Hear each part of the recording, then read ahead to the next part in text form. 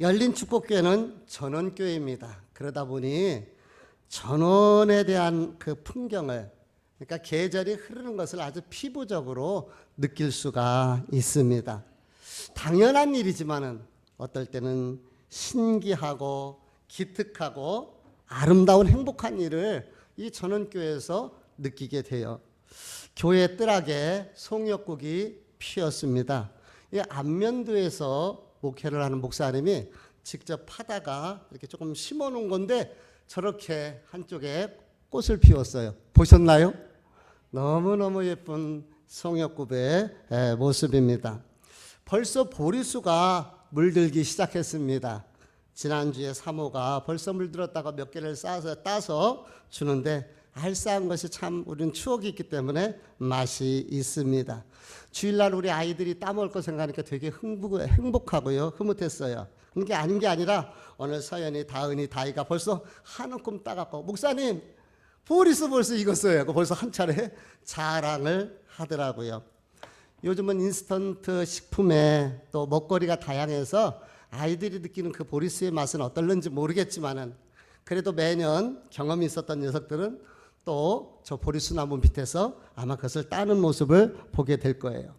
교회 뜰에서 보리수를 따서 먹을 수 있다는 것은 참 행복하고 감사한 일이 아닐 수가 없고 전원교회에서만이 느낄 수 있는 풍경이고 특권이고 기쁨이다.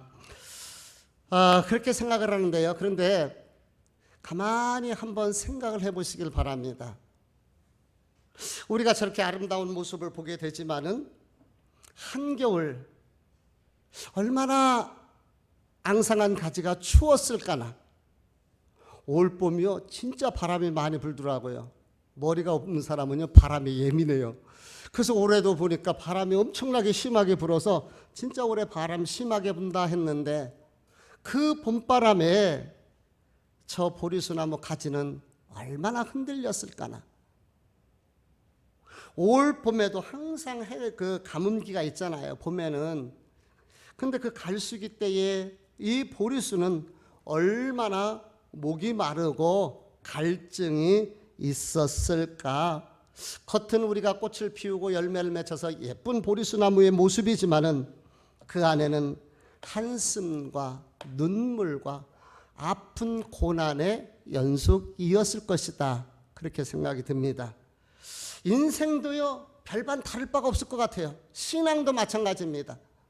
인생도 신앙도 저마다 사연 없는 사람이 없고요, 아픔 없는 사람이 없어요. 단지 그냥 가슴에 품고 이겨내고 있을 뿐입니다. 그런데 저 송역굽도 저 보리수도 뿌리를 깊이 내리고 견디는 것처럼 저와 여러분이 믿음의 뿌리를 예수 그리스도에게 깊이 내리고 잘 이겨내는 성도들이 되었으면 좋겠습니다.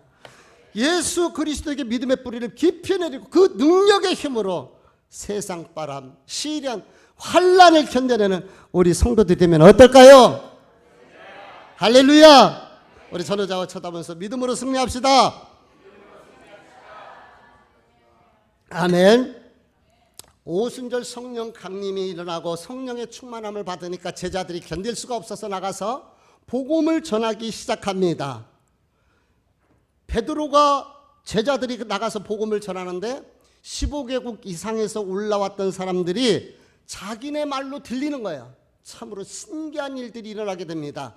그러니까 어떤 이들은 저들이 뭔가 우리가 알지 못하는 술에 취했다. 왜냐하면 제자들의 모습이 꼭 술 취한 사람들의 모습처럼 보였을 것이라 생각이 되어져요.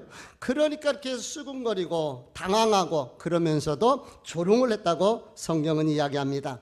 그때 베드로가 나서서 그들을 조용시키면서 설교를 시작하는데 요엘 선지자의 설교 예언을 인용하는 거예요.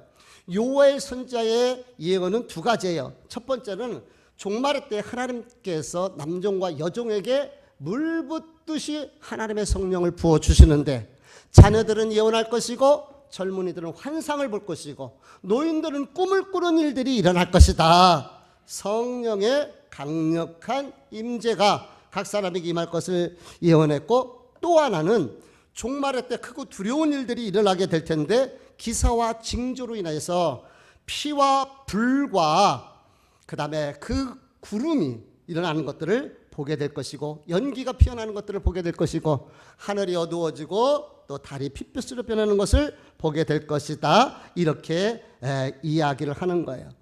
그러면서 종말의 때에 주의 이름을 부르는 자는 구원을 받으리라. 어려울 때, 위기를 만날 때 마징가 불러봤자 소용없어요. 국회의사당을 열고서 짠하고 나와서 우리를 구원해 주는 것이 아니라 예수 그리스도의 이름인 줄 압니다. 주의 이름을 부르는 자는 구원을 받으리라. 그래서 우리는 오직 예수 그리스도의 이름을 불러야 되는 거예요. 그런데 그 예수 그리스도 주의 이름을 부른다는 말의 의미는 주여 주여 주문을 외우듯이 외우는 것이 아니라 인격적으로 주님과 깊은 관계를 가지고 교제하며 주님과의 함께하는 삶을 이야기한다고 그렇게 말씀을 드렸습니다. 자, 사도행전 강해 여기까지가 지난주의 말씀이에요. 기억이 나시나요? 이제 베드로 사도의 설교가 계속해서 이어지고 있습니다. 사람은요, 주제 파악을 잘해야 돼요. 그러니까 우리가 그런 얘기를 하잖아. 어떻게 저 사람은 지 주제도 파악하지 못하고. 주제 파악을 해야지. 우리가 주제 파악을 제대로 못하면은 이런 낭패의 소리를 듣게 됩니다. 아이들이 공부를 잘할 수 있는 비결이 있어요. 그것은 책을 많이 읽혀야 된다고 그래요.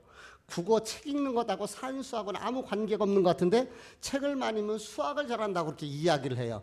왜 그런지 아십니까? 책을 읽다 보면 그 책에서 어떤 내용이 있는가, 그 주제가 무엇인가를 금방 얻어지게 되기 때문에, 캐치할 수 있기 때문에 그렇습니다. 그래서 시험이 뭐예요? 시험이라는 것은 어떤 질문, 그것을 묻고자 하는 지문의 내용, 그것이 무엇이냐는 것이지. 그걸 빨리 캐치하고 그 지문을 빨리 읽어내서 답을 빠르게 써나가는 것이 시험을 잘 보는 비결 아니겠습니까? 근데 책을 읽다 보면 그런 것들이 자동적으로 습득이 된다는 거예요.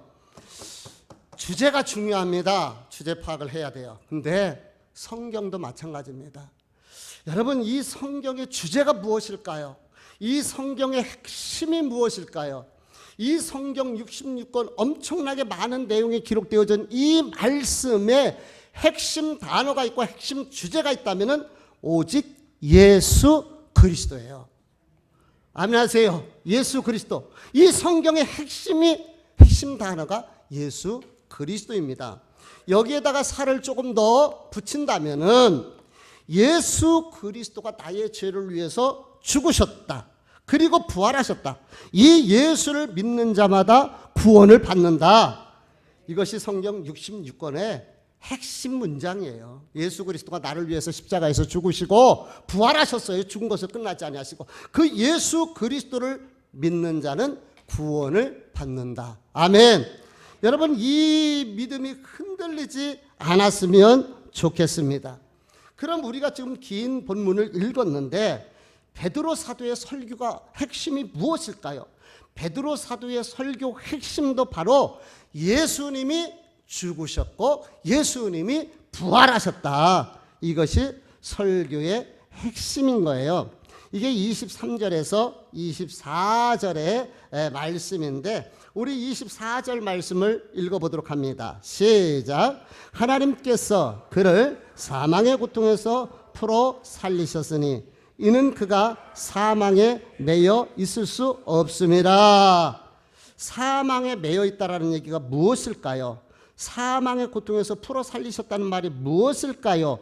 23절에 하나님께서 정하신 뜻과 미리 아신 대로 내줬다는 말이 무엇일까요? 이 말이 쉽게 얘기하면은 우리 예수님이 십자가에서 죽으신 것은 성경의 예언대로 되어진 것이고, 그러나 사망의 고통에서 풀어 살렸다는 것은 사망이 예수님을 갖다 두지 아니하시고 사망이 예수님을 묶어놓을 수 없었고 예수님 부활하셨다.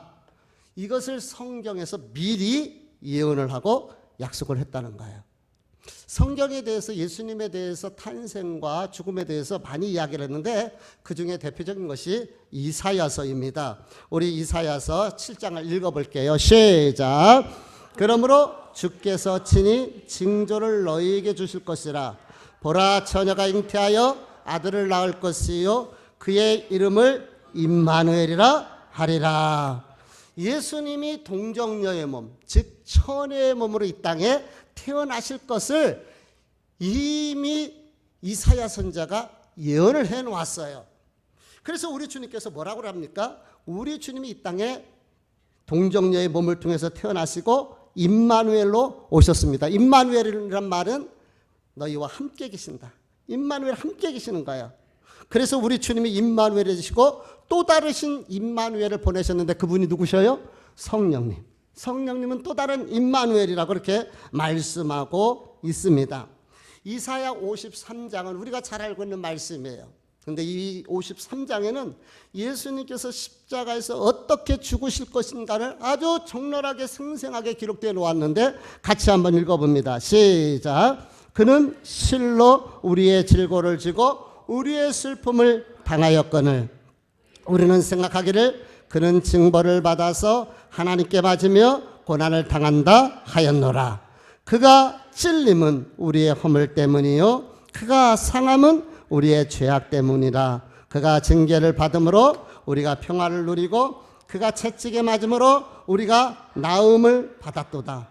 우리는 다 양 같아서 그릇 행하여 각기 여기까지만 올려놨네. 한 면에 다 안 들어가갖고 보세요. 한번 제가 선창을 할 테니까 여러분들이 후창을 하시길 바랍니다. 그가 찔림은, 그가 상함은, 그가 징계를 받음으로, 그가 채찍에 맞음으로.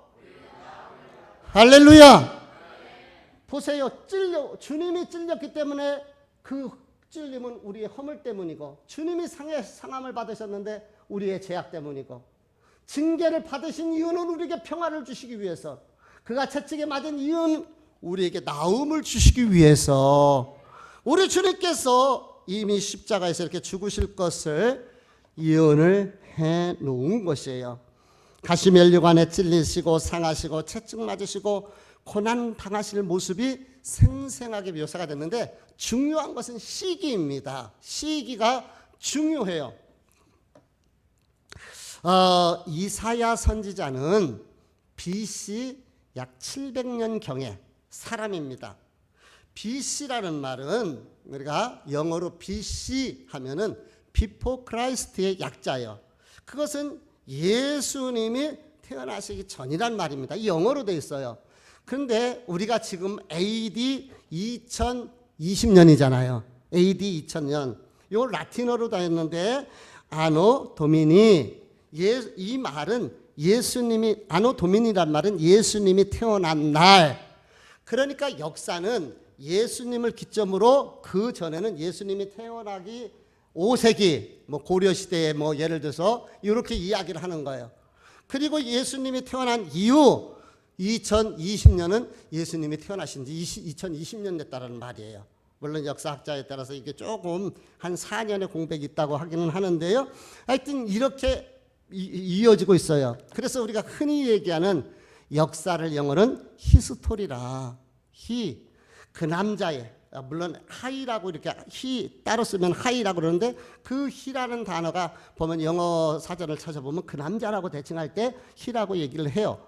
그리고 스토리, 이야기잖아요. 그러니까 역사는 그 남자의 이야기요. 그 남자가 누굽니까? 바로 예수 그리스도의 역사가 되어지는 줄 믿습니다. 제가 드리고 싶은 말씀이 무엇일까요?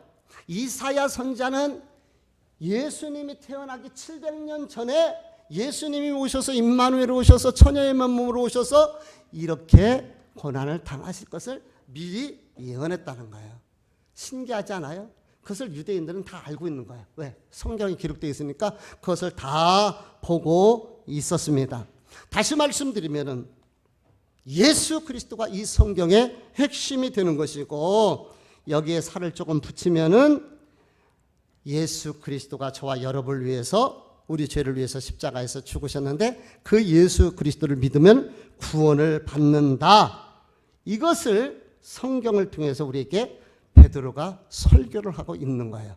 사랑하는 성도들이요, 이 예수 그리스도에 대한 이 핵심의 말씀을 어떤 일이 있어도 무슨 일이 있어도 어떤 상황이 되더라도 잊지 않으시기를 주의 이름으로 축복하고 믿음으로 내 것이 되기를 바랍니다. 지금 베드로 사도는 22절에서 24절의 말씀을 통하여 예수 그리스도가 예언된 대로 땅에 오셨고 그리고 십자가에서 죽으셨고 그리고 부활하셨다 이렇게 이야기를 하면서 그런 예수 그리스도의 죽음과 부활을 증언하기 위해서 한 사람을 등장시키는데 그 사람이 누구냐? 바로 다윗인 거예요. 그 다윗이 몇 절서부터 보느냐면요. 우리 26절 말씀에 보니까 25절의 말씀에 보니까 다윗이 그를 가르쳐 이르되라고 쭉 이야기를 하고 있습니다. 28절까지예요. 이 28절까지의 말씀은 시편 16편 8절 이후의 말씀을 베드로가 지금 인용을 하고 있는 거예요. 그러니까 구약 성경을 베드로가 설교할 때 인용해서 설교를 하고 있습니다. 우리 27절 말씀을 한번 읽어볼게요. 같이 읽어봅니다. 시작. 이는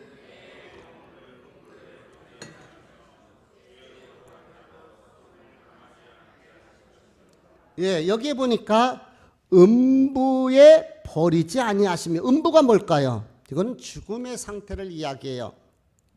NIV 성경에는 더 그레이브라고 무덤 안에라고 무덤이라고 이렇게 이야기를 합니다. 즉 이 말은 무덤에 머물도록 하지 않고 버려두지 않고 그 무덤에서 살아나게 하셨다는 거예요. 예를 들어서 모든 사람은 무덤에 들어가면 썩어지잖아요. 그런데 그 몸이 썩음을 당하지 않게 하셨다라고 이렇게 얘기를 해요. 누가 이 이야기를 했다고요? 누가? 밤새도록 울고 일어나서 아침에 누가 죽었어요? 그러면 안 됩니다. 이야기는 들었는데 누가 말했는지를 모르면 안 돼. 누가 이 예언을 했다고요? 다윗이 한 거예요. 이게 중요합니다. 왜냐하면은 예를 들어서 우리나라 사람들이 위인 할 때 1위, 2위 꼽으라고만 아마 세종대왕이 1위고 이순신 장군이 2위가 되지 않을까 이렇게 생각합니다. 대부분의 아마 이렇게 투표를 해본다면은 왜 그럴까요? 우리 세종대왕께서는 저 압록강과 두만강에 4군 4개의 군을 설치하고 육진을 설치해갖고 여진족으로부터 국방을 튼튼하게 했었던 그러한 훌륭하신 분일 뿐만 아니라 이분이 한글을 창제해서 민족의 자긍심을 높여주셨잖아요. 그러니까 위인으로 이렇게 높이는 거예요. 또한 우리 이순신 장군은 임진왜란을 이기게 할 수 있는 극복할 수 있게 했던 밑거름이 되셨고 일본 사람도 존경한다는 거예요. 세계 해전사에 이순신 장군 같은 분들이 없습니다. 같은 분이. 그러니까 민족의 자긍심을 깨워주신 거예요. 그래서 우리나라 사람들은 위인하면 이순신 장군 또 세종대왕을 생각해요.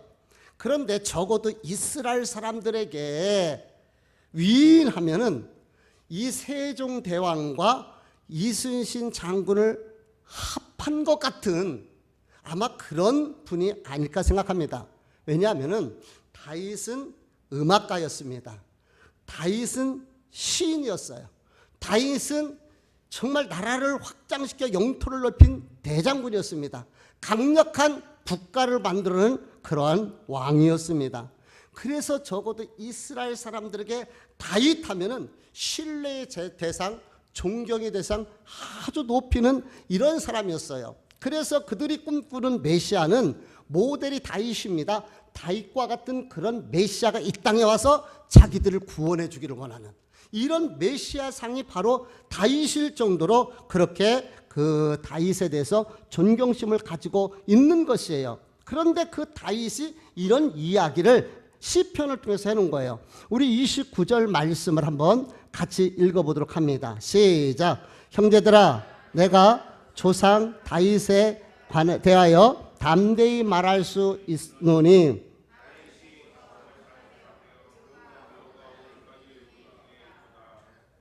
자, 이 말이 무엇일까요?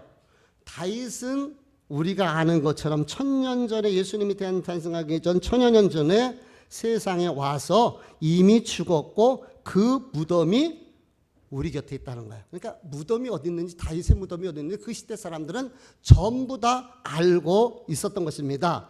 그 무덤이 우리 곁에 있다는 거예요. 우리 30절 31절 말씀 같이 읽어봅니다. 시작.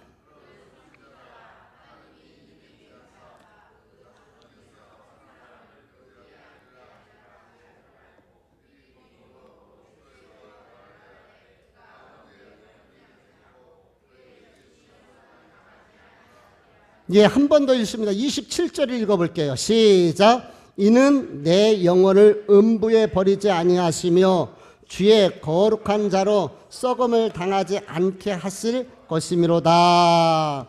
지금 보세요. 27절에 이는 내 영혼을 음부에 버리지 아니하시며 주의 거룩한 자로 썩음을 당하지 않게 하실 것임이라 라고 얘기를 했는데, 과연 음부에 버리지 아니하심, 썩음을 당하지 않는 그 주인공이 누구냐는 거예요. 그 주인공이 베드로가 얘기하는 것이, 이는 내 영혼을 하니까 다윗이 자기를 이야기한 것처럼 보이는데 이것은 다윗의 자신에 대한 이야기가 아니고, 다윗은 선지자인데 하나님께서 다윗의 입을 빌어서 예수 그리스도가 죽으시고 다시 부활하실 것을 예언하겠다는 거예요. 다시 예언하게. 이해가 좀 되십니까?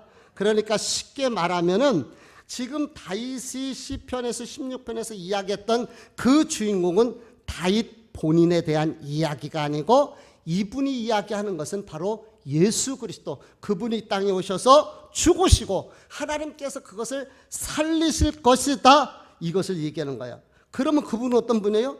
우리가 정말 신뢰하고 존경하는 그분이 예수 그리스도에 대해서 이와 같이 예언을 했다고 이렇게 이야기를 합니다. 우리 32절 말씀을 같이 읽어봅니다. 시작. 이 예수를 하나님이 살리신지라 우리가 다 이 일의 증인이로다. 아멘. 이 예수를 누가 살리셨어요? 이 예수를 누가 살리셨습니까? 하나님이 살리셨어요. 그리고 이 일에 우리는 무엇이라고요? 증인이라는 거예요. 법적으로 어떤 사실이 증명되기 위해서는 증거와 증인이 있어야 됩니다. 작년에 제 한마음 체육대회에 열린 팀이 이겼습니까? 축복팀이 이겼습니까? 기억이 나질 않아요. 에? 저기 그 희자 집사님, 저 남궁 집사님하고 같은 팀이에요, 아니에요? 아, 그러면 거기가 열린 팀이에요? 그럼 그 팀이 이겼을 것 같아요. 왜냐하면 남궁 집사님이 내가 무슨 팀인지는 모르지만 응원하고 우리 팀이 우승했다는 것은 기억을 하고 있어요. 예를 들어서 열린 팀이 작년에 이 체육대회 한마음체육에서 우승을 했다, 이겼다 라는 사실을 가지고 증명을 해보려면은 먼저 증거가 필요해요. 근데 그 증거가 무엇일까요? 작년에 체육대회가 끝나고 난 그 다음 주보에 만약에 이 사실이 있었다, 아, 열린 팀이 우승했다, 이겼다, 축하한다라는 그 기록이 있으면 이게 뭐가 돼요? 증거가 되는 거예요. 그래서 기억이 안 나서 작년 주보를 찾아보니까 체육대회 끝나고서 그거 올려놓지 않았더라고. 증거예요. 근데 또 몇 사람이 그때 내가 열린 팀에 속해 있었는데 우리 팀이 이렇게 해서 우리 팀이 우승했다, 이러면 이것이 뭐가 될까요? 증인이 되는 거예요. 증거와 증인. 마찬가지로 예수님께서 십자가에서 죽으시고 부활하셨는데 이게 말이 안 되는 일 아닙니까? 어떻게 사람이 죽으면 땡이지 어떻게 거기서 다시 부활할 수 있느냐 말이에요. 그래서 증거와 증인이 필요한데, 베드로 사도는 그 증거 중에 하나가 바로 시편 다윗을 통하여 기록된 말씀이 증거라는 거예요. 그것이 증거이고, 또 성경은 많은 증인들을 통하여서 예수님의 부활을 이야기를 하는데, 우리 고린도전서 15장을 한번 같이 읽어볼게요. 읽어봅니다. 시작.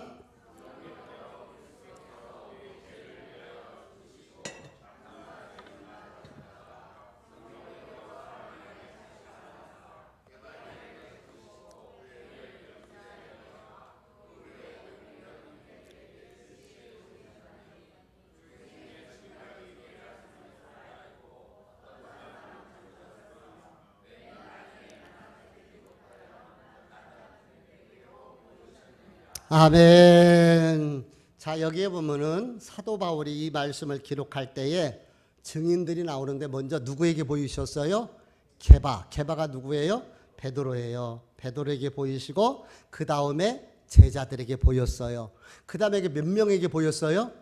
500여 사람들이 500여 명이나 되는 형제들이 예수님 부활한 것을 다 보았습니다. 승천하실 때에 보았어요. 증인이 많아요, 적어요? 엄청나게 많습니다. 바울이 그 얘기를 하는 거예요. 그 중에 일부는 죽은 사람도 있는데 내가 고린도전서를 기록할 때 지금 당시 눈 시뻘겋게 뜨고 살아있다라는 것을 얘기하는 거예요. 그리고 맨 나중에 만삭돼지, 칠뚝이란 말, 그 칠삭둥이란 말이요. 부족하다는 말이요. 나 같은 자에게도 보이셨다. 자, 이 말씀을 잘 한번 봅시다. 이 말은 베드로 예수님의 수제자예요. 또 제자들, 특정한 사람입니다. 그러면 그 사람들이 봤다면 이거 짜고 치는 고스톱일 수 있잖아요. 그 사람들끼리 했으니까 말만 맞추면 예수님 부활했다는 거 말만 맞추면 되잖아요. 그런데 그 사람들뿐만 아니라 500여 명이나 되는 많은 사람들이 다 봤다는 거예요. 거짓말할 수 없는 확고부동한 증인들이 있다라는 얘기예요. 특별히 바울이 어떤 사람이었습니까? 예전엔 예수를 핍박했던 사람이에요. 그 핍박했던 사람이 완전하게 변화돼서 예수 그리스도를 증거하는데 내가 바로 그 증인이다. 그러니까 베드로도 예수를 만나고 예수 그리스도의 부활을 목격하고 성령 받으니까 내가 예수님의 증인이다. 바울도 내가 예수 그리스도의 증인이다. 예수 만난 사람들은 내가 증인이다라고 자신 있게 이야기를 하는 것이죠. 바울이 더 이렇게 이야기합니다. 더 읽어볼게요. 시작. 그리스도께서 만일 다시 살아나지 못하셨으면 우리가 전파하는 것은 헛것이요 또 너희 믿음도 헛것이며. 무슨 말씀입니까? 만약에 예수님께서 죽으시고 죽음으로 땡 무덤에 썩은 시체를 남겨놓았다면은, 그러면은 그 부활이 없다면은 우리가 말한 예수 그리스도에 대해서는 다 거짓말이라는 거예요. 거짓말을 했다면 그것은 사기꾼이 된다는 거예요. 근데 이 말을 다시 바꿔놓고 보면은 나는 거짓말쟁이도 사기꾼도 아니다라는 거예요. 나는 부활하신 예수 그리스도를 만났다. 나의 과거의 삶이 예수 그리스도를 핍박했던 자인데 나는 이제 예수 그리스도를 전할 수밖에 없다. 이것을 당당하게 이야기하고 있습니다. 저는 우리 사랑하는 성도들에게 묻고 싶습니다. 여러분, 예수 그리스도를 믿습니까?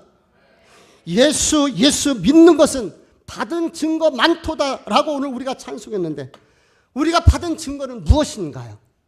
여러분이 받은 예수 그리스도, 자신 있게 당당하게 예수 그리스도가 부활하셨습니다. 그분은 나의 구주가 되시며 생명이 되십니다. 이야기할 수 있는 근거가 무엇인가요? 하나님께서는 우리에게 확실한 증거를 주셨습니다. 바로 하나님의 말씀, 생명의 말씀인 줄 믿습니다. 이 말씀을 붙드는 사람은 어느 곳에 가든지 당당하게 나는 예수 그리스도 부활을 믿습니다. 천국을 믿습니다. 라고 이야기할 수가 있는 거예요. 목에 칼이 들어와도 죽음의 현장이라 할지라도 당당하게 예수 그리스도는 나의 구주가 되시며 생명이 되십니다. 그렇습니다. 예수 그리스도는 길이요 진리요 생명이십니다. 그래서 예수 그리스도를 말미암지 않고는 하나님께로 천국을 갈 사람이 아무도 없습니다. 그러나 그분은 우리가 죽음 이후에만 문제를 해결하시는 분이 아니라 이 땅에 살아갈 때도 나의 대변자가 되셔서 또 나의 중보자가 되셔서 나의 애통하시는 마음을 아시고 나의 기도를 들으실 뿐만 아니라 나를 보호하시는 요새가 되시고 내가 피할 안전지대가 되시며 내가 기댈 의자가 되시는 줄 압니다. 삶이 고단하고 힘들 때 예수 그리스도 의자에 앉아 보시기를 바랍니다. 지치고 약한 손 뿌리치지 아니하시고 그 손을 이렇게 세우시는 분도 예수 그리스도인 줄 압니다. 이 예수 그리스도를 체험하시고 만나시고 확실하게 믿으시고 그 예수 그리스도를 증언하는 증인자가 되기를 주의 이름으로 부탁을 드려요.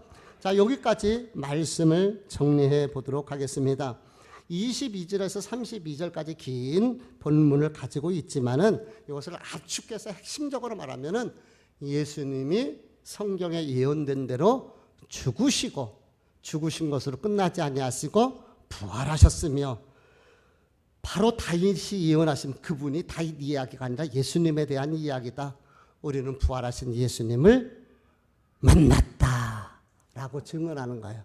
여기까지가 이 본문의 핵심입니다. 마무리입니다. 결론을 말씀드려요. 많은 사람의 마음을 참 슬프게 하고 아프게 했던 사건이 하나 있습니다. 혹시 여러분 하준맘이라고 들어보셨나요?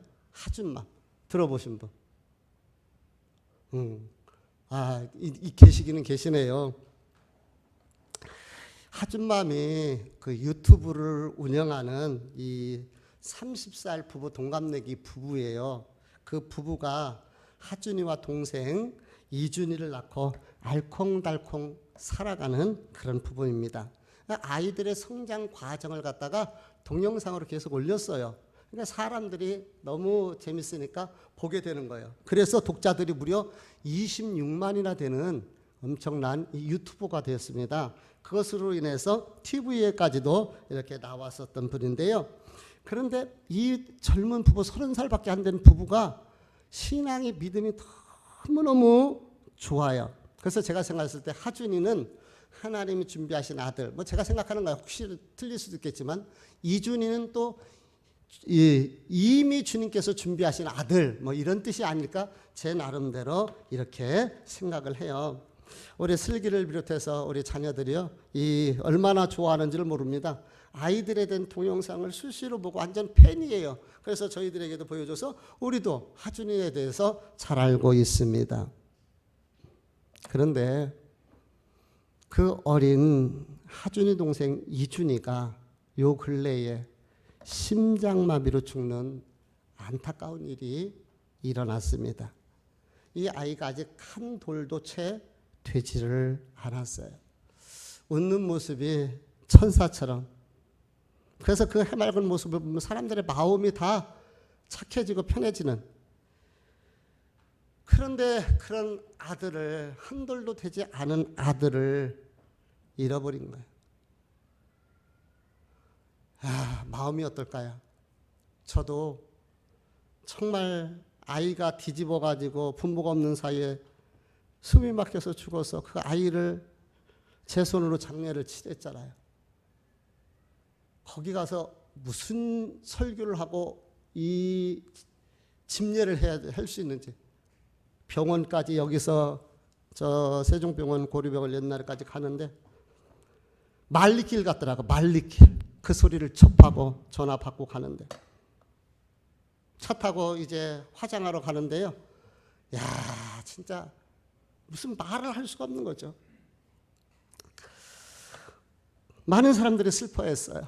우리 슬기도 화장실에서 울었다고 그럽니다. 엊그제 아이 사진이 있어가지고 너무 이뻐서 좋아요를 꾹꾹 눌러줬대요. 근데 그 사진이 영정사진이 됐다는 거예요. 얼마나 슬펐겠습니까? 그런 한돌도 안 된 아들을 잃어버린 부모의 마음, 무슨 경황이 있고 무슨 할 말이 있고 무슨 정신이 있겠습니까? 그런데요, 아이 장례를 마치고 나서 그 하준이 아빠가 이런 글을 올렸습니다.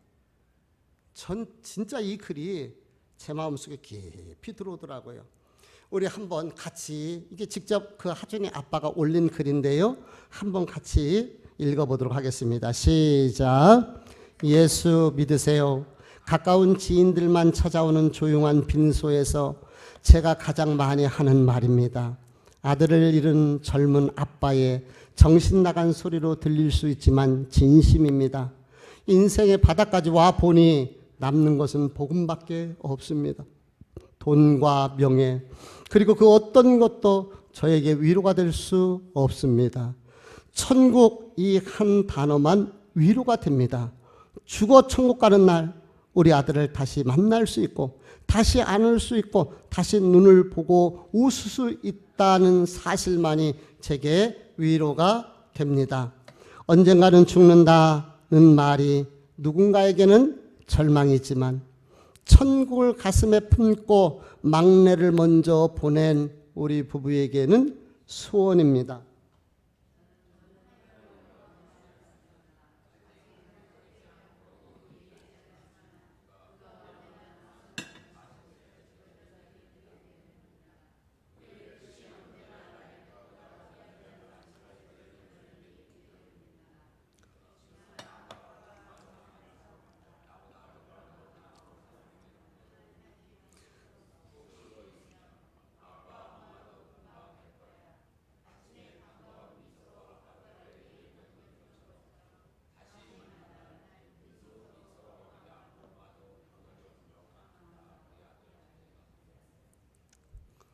감정들 좀 넣어가지고 좀 읽어보면 좋아요. 많은 신앙인들이 신앙생활을 하며 또 세상을 살아가면서 어려운 일을 만나면 보편적으로 하나님이 계시면 왜 우리에게 이런 일들이 있을까? 그리고 어떤 이는 원망도 하고 심지어는 예수 그리스도를 떠나가기도 합니다. 인생이라는 것이 보니까 그렇게 만만하지가 않고 내 생각대로 되어지는 것은 아니더라고요. 뿐만 아니라 때로는 우리가 하나님의 뜻을 알 수 없고 발견할 수 없을 때가 너무 많아요. 한돌도 채 안 된 녀석이 그 아이 얼마나 막 까꿍하면 막 까르르 하고 자라지르는데 얼마나 순한지, 그 아이가 왜 그렇게 돼야 되는지 우리가 어떻게 알 수 있겠습니까? 그런데 분명한 사실이 있습니다. 그 순간에도 우리 주님은 우리와 함께 계시고 우리를 떠나지 아니하시며 그 아픔과 고난 속에서도 주님이 동행해 주시는 줄 믿습니다. 30살밖에 안 된 젊은 아빠를 통해서 저는 다시 천국이 무엇인가, 예수 그리스도가 어떤 분인가를 생각하게 됩니다. 정말 아들을 잃어버렸던 그 절박한 그 순간 오직 복음밖에 없다. 복음이 무엇입니까? 예수 그리스도에 대한 이야기 아닙니까? 예수 그리스도밖에 없다는 것이에요. 사랑하는 성도 여러분, 우리가 이해하기 어려운 일들이 많이 있고 우리가 다 분별할 수 없고 우리가 다 알 수 없지만은 분명한 사실은 그럼에도 예수 그리스도는 사망의 권세 깨뜨리시고 부활하셨고 승리하셨으며 그분이 우리와 함께해 주시는 줄 믿습니다. 아픔이 있으면 그 아픔 그대로, 고난이 있으면 그 고난을 감싸고 우리 대나무처럼 매듭 지으면서 또다시 우리의 신앙이 굵어지고 우리의 신앙이 더 뿌리가 깊어지며 하나님 앞에서 견고해져 갈 수 있는 우리 이런 성도들이 되었으면 좋겠습니다. 이것이 사도 바울 같은, 베드로 같은 우리 이준희 아빠처럼 예수 만난 사람들의 확실한 삶의 모습이고, 그리고 어디를 가든지 그 극한 상황에서도 예수 그리스도를 전하는 증인의 삶을 살 수 있게 되는 것이에요. 오늘 저와 여러분이 어떤 순간에서도 예수 그리스도의 증인이 되는 귀한 성도들 되시기를 주님의 이름으로 축복합니다. 기도하십니다.